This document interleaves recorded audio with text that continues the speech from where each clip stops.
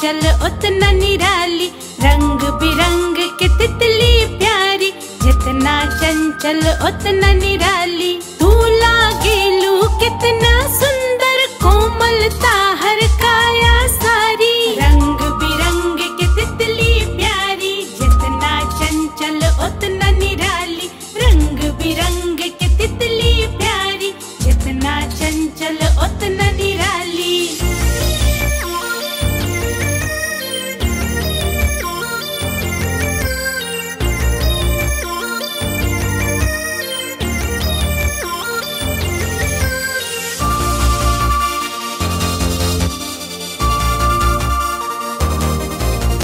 कितना रंग बतोहर अंदर, तू आइल बाड़ू परी से मिलके। कितना रंग बतोहर अंदर, तू आइल बाड़ू परी से मिलके।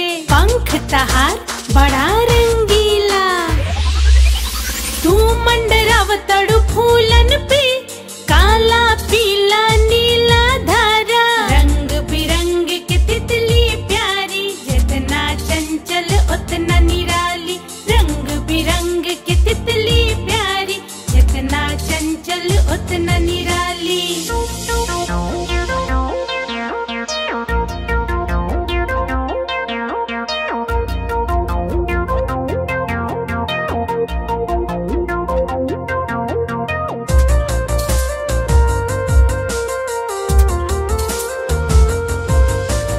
यहाँ वहाँ तू उड़ते फिरेलू, बाग बगीचा में रुकते फिरेलू।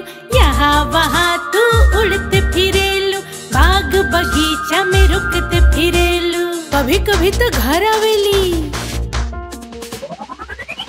लेकिन हमरा